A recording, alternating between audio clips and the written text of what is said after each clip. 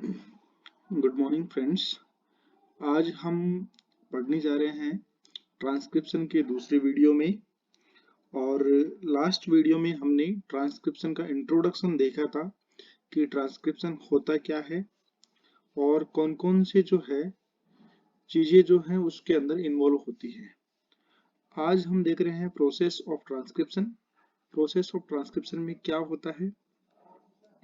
Generally अपने को पता है कि एक डीएनए जो मॉलिक्यूल है उससे सारी इंफॉर्मेशन का आरएनए के अंदर जो है ट्रांसफर होना या जो है आरएनए का बनना डीएनए से, वही क्या होता है, ट्रांसक्रिप्शन होता है। आज हम जो है देखेंगे किस तरीके से ये पूरी प्रोसेस कंप्लीट होती है। तो अपने को पता है कि एक जो डीएनए डिपेंडेंट आरएनए पॉलीमरेज होता है, एक एंजाइम जो डीएनए को कॉपी करके या डीएनए को देख देख के आरएनए बनाएगा, उसको अपन ने बोला है DNA dependent RNA polymerase. It means ये एंजाइम डीएनए पे डिपेंडेंट है और आरएनए को बनाने वाला है। ओके।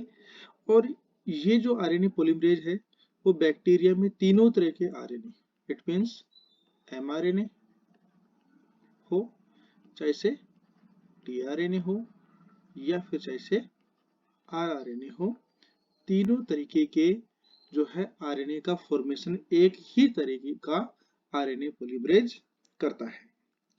अब पूरी जो है ट्रांसक्रिप्शन प्रोसेस को हम जो है 3 पार्ट्स में या 3 स्टेप्स में डिवाइड कर सकते हैं।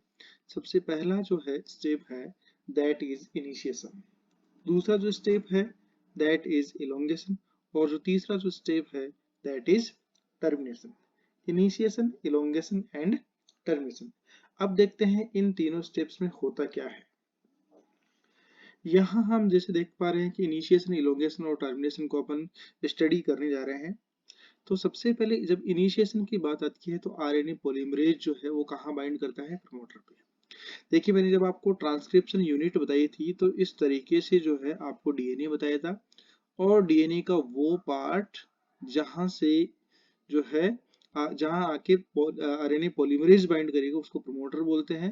लास्ट वाला पार्ट दैट इज टर्मिनेटर, और जहां पे क्या होगा जो है एंड ऑफ ट्रांसक्रिप्शन होगा, और बीच वाला जो पार्ट जिसका क्या होना है, जो होगा अपना, जिसका होना है अपना एक्चुअल में ट्रांसक्रिप्शन होना है। ठीक है। तो सबसे पहले जो प्रमोटर है उस प्रमोटर पे जो है आगे कौन बाइंड करेगा, आरएनए पॉलीमरेज बाइंड करेगा। और इसको बाइंड करने में और जो है आरएनए के जो है फॉर्मेशन, इट मींस ट्रांसक्रिप्शन को स्टार्ट करने के लिए जो है आरएनए पॉलीमरेज की हेल्प करने के लिए एक जो है एक प्रोटीन होगा जिसको अपन बोलते हैं सिग्मा फैक्टर। उसको अपन क्या बोलते हैं, सिग्मा फैक्टर। ठीक है। आरएनए पॉलीमरेज अपने आप अकेले ही जो है ट्रांसक्रिप्शन को इनिशिएट नहीं कर सकता। ठीक है।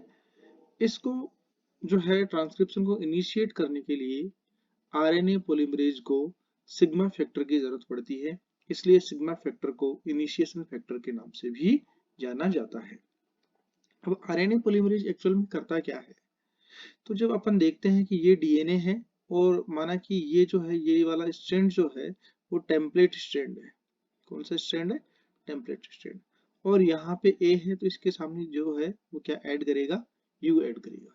इट मींस जो है आरएनए पॉलीमरेज डीएनए को देख के जो है कॉम्प्लीमेंट्री आरएनए न्यूक्लियोटाइड्स को जो है ऐड करेगा, और या कह सकते हैं कि जो है कॉम्प्लीमेंट्रिटी रूल को जो है फॉलो करते हुए क्या करेगा, आरएनए का फॉर्मेशन करेगा। ठीक है। जब बाइंडिंग होती है आरएनए पॉलीमरेज की, कहाँ पे, प्रमोटर के पास में, तो वो साथ साथ में एक और चीज करता है कि वो डीएनए हेलिक्स को भी क्या कर देता है, ओपन कर देता है।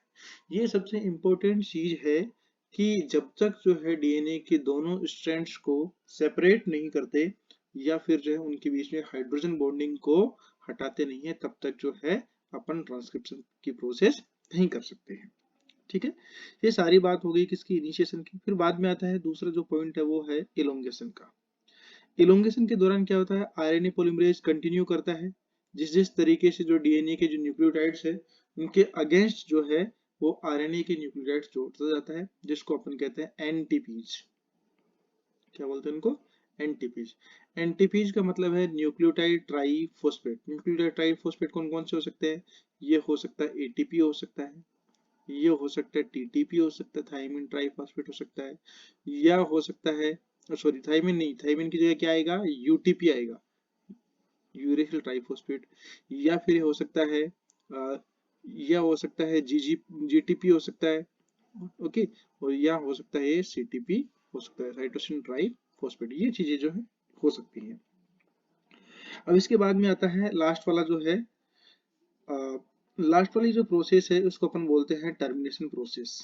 टर्मिनेशन प्रोसेस में क्या होता है, ये लास्ट स्टेप है ट्रांसक्रिप्शन का, ओके। और जब अपन देखते हैं इसको, तो यहाँ पे जो पूरा जो आरएनए बना हुआ है जिसको अपन नेसेंट आरएनए कहते हैं, ये क्या हो जाता है, टूट के अलग हो जाता है। और इसी प्रोसेस को अपन क्या कहते हैं, टर्मिनेशन कहते हैं।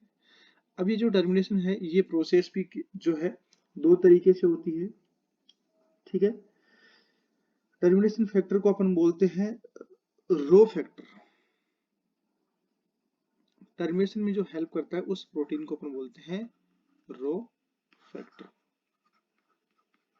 तो अगर अपन टर्मिनेशन की बात करें तो ये दो तरीके हो सकता है, एक तो रो डिपेंडेंट, और एक जो होता है वो ऑटोमेटिकली जो है, जो हो सकता है ऑटोमेटिकली का मतलब ये है कि जो है यहाँ पे ओपन जो हेलिक्स बनता है या जो कॉम्प्लेक्स बनता है उसके अंदर जो है अपने आप को जो है कॉम्प्लेक्स कंडीशन में ले आता है आरएनए, और वो लास्ट में क्या होता है, फॉलो ऑफ हो जाता है। इट मींस वो ब्रेक हो जाता है लास्ट, और जो है आरएनए अपने आप को अलग कर लेता है, ठीक है। इस तरीके से अपन ने जो है ट्रांसक्रिप्शन के तीनों स्टेप्स पढ़े, इनिशिएशन, इलोंगेशन और टर्मिनेशन। आगे देखते हैं कि यहाँ पे जब हमने बात की कि बैक्टीरिया का जो डीएनए जो है, सॉरी बैक्टीरिया का जो आरएनए जो है, वो आरएनए बनता है चाहे से एमआरएनए हो, ठीक है, चाहे से वो टीआरएनए हो, चाहे से वो, और चाहे से वो आरआरएनए हो। तीनों तरह के आरएनए बनते हैं वो सिंगल टाइप के आरएनए पॉलीमरेज से ही बनते हैं, उनके लिए अलग अलग आरएनए पॉलीमरेज नहीं होता, ठीक है। तो फिर यूकेरियोट्स में जो है ऐसी क्या चीजें एक्स्ट्रा होती है जो यूकेरियोटिक ट्रांसक्रिप्शन को प्रोकैरियोटिक ट्रांसक्रिप्शन से अलग करता है? पहली चीज क्या है, यहाँ पे तीनों तरीके के जो है आरएनए के लिए, एमआरएनए, टीआरएनए और आरआरएनए के लिए तीन डिफरेंट आरएनए पॉलीमरेज होते हैं जो डिफरेंट टाइप के आरएनए को पॉलीमराइज करते हैं। सबसे पहला कौन सा है, आरएनए पॉलीमरेज फर्स्ट, जो 20S आरआरएनए, 18S आरआरएनए और 5.8S आरआरएनए को क्या करता है, ट्रांसक्राइब करता है। इट मींस सबसे पहला याद रखना है कि ऑलमोस्ट आरआरएनए को कौन ट्रांसक्राइब करता है, दैट इज आरएनए पॉलीमरेज। अब बात करते हैं second number, RNA polymerase second की, और ये जो है ट्रांसक्राइब करता है जिसको बोलते हैं अपन एमआरएनए, जिससे अपनी एक्चुअल प्रोटीन बनने वाली है, ठीक है।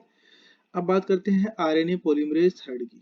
आरएनए पॉलीमरेज थर्ड जो है वो क्या ट्रांसक्राइब करता है, सबसे इंपॉर्टेंटली टीआरएनए, 5S आरआरएनए और एसएनआरएनए, स्मॉल न्यूक्लियर आरएनए, ठीक है। इस तरीके से आपको याद रखना है आरएमटी, मतलब फर्स्ट से आरआरएनए, सेकंड से एमआरएनए और थर्ड से टीआरएनए।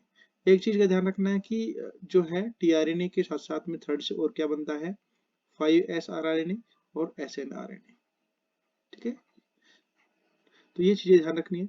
सेकंड कॉम्प्लेक्सिटी क्या होती है, ठीक है, जब शुरुआत में जब एमआरएनए बनता, it means RNA polymerase second जब ट्रांसक्राइब करता है, तो शुरुआत में ही एमआरएनए नहीं बनता, सबसे पहले वो बनता है एचएनआरएनए, इसको अपन बोलते हैं हेटेरोजीनस आरएनए।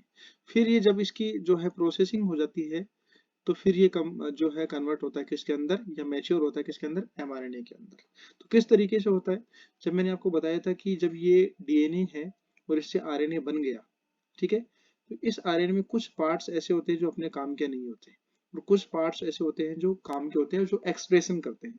जो काम के नहीं होते इनको अपन क्या बोलते हैं बताओ? इंट्रॉन्स। और जो एक्सप्रेशन करते हैं उनको क्या बोलते हैं? एक्सॉन्स।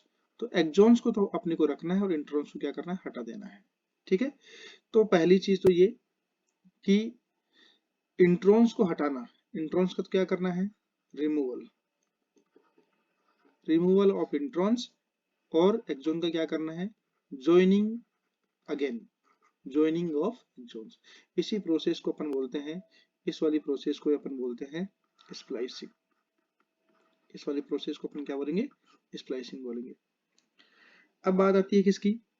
अब बात आती है कि स्प्लाइसिंग तो होगी, अब अपने पास में ये ऐसा आरएनए आ गया, जैसे एक्सॉन 1 हो गया, एक्सॉन 2 हो गया और ये एक्सॉन 3 हो गया। अब इसके अंदर जो है इस एमआरएनए की जो है कैपिंग करनी पड़ेगी। कैपिंग क्यों जरूरी है? कैपिंग इसलिए जरूरी है कि अपने को पता है कि प्रोटीन का सिंथेसिस तो जो है साइटोप्लाज्म के अंदर होना है, अभी सारी प्रोसेस न्यूक्लियस के अंदर चल रही है। और जैसे ही जो है आरएनए न्यूक्लियस से साइटोप्लाज्म में जाएगा तो वहां पे डिग्रेड होने के चांसेस रहते हैं, क्योंकि वहां पे बहुत सारे जो है जो इसको लाइएज करने वाले, इसको तोड़ने वाले जो है एंजाइम है प्रेजेंट होते हैं। इसलिए और तोड़ेंगे कैसे? इसके एंड्स को पहचानेंगे और एंड्स को पहचान के इसको जो है ब्रेक कर सकते हैं, इसलिए इसके एंड्स को कवर करना जरूरी है। तो सबसे पहले अपन करेंगे कैपिंग। कैपिंग क्या होती है? जैसे इसका ये 5 प्राइम एंड है, इसके 5 प्राइम एंड पे अपन जो है एक अनयूजुअल मतलब असामान्य, जो जनरल नहीं होता, न्यूक्लियोटाइड लगा देंगे। इसमें होगा 5, उसके 5 फिफ्थ कार्बन पे 5 मिथाइल ग्वानोसिन फोस्फेट। ठीक है। ऐड करनी है कहाँ पे? 5 prime end of H N R N A. ठीक है। टेलिंग में क्या करते हैं? ये 3 प्राइम एंड भी होती है, और टेलिंग क्या 200 टू 300 अपन क्या कर देंगे? ऐड कर देंगे 200 टू 300 एडिनाइलेट रेजिड्यू अपन क्या कर देंगे? ऐड कर देंगे। तो इस प्रोसेस को अपन कहते हैं टेलिंग। कैपिंग और टेलिंग कई बार पूछा जा चुका है, कैपिंग क्या होती है, टेलिंग क्या होती है। कैपिंग होती है कि 5 प्राइम एंड पे एक unusual nucleotide that is 5 methyl guanosine phosphate add करना होता है, उसी को अपन कैपिंग कहते हैं। और टेलिंग क्या होता है? Tailing is addition of 200 to 300 adenylate residue on 3 prime end of hnRNA. ठीक है। तो जब ये तीनों प्रोसेस हो जाती हैं एचएनआरएनए में, कौन कौन सी? स्प्लाइसिंग, कैपिंग और टेलिंग जो प्रोसेस हो जाती है, इन तीनों प्रोसेस के होने के बाद में, इट मींस इसको प्रोसेसिंग कहते हैं या जो है मैच्योरेशन कहते हैं, तो एचएनआरएनए जो है कन्वर्ट हो जाता है एमआरएनए के अंदर। ठीक है। इस तरीके से अपन ने जो है ये जो सारी चीजें हैं पढ़ी। ठीक है। और इस तरीके से जो है अपना जो है पूरा जो है ये ट्रांसक्रिप्शन का प्रोसेस है वो क्या होता है? कंप्लीट होता है। ठीक है।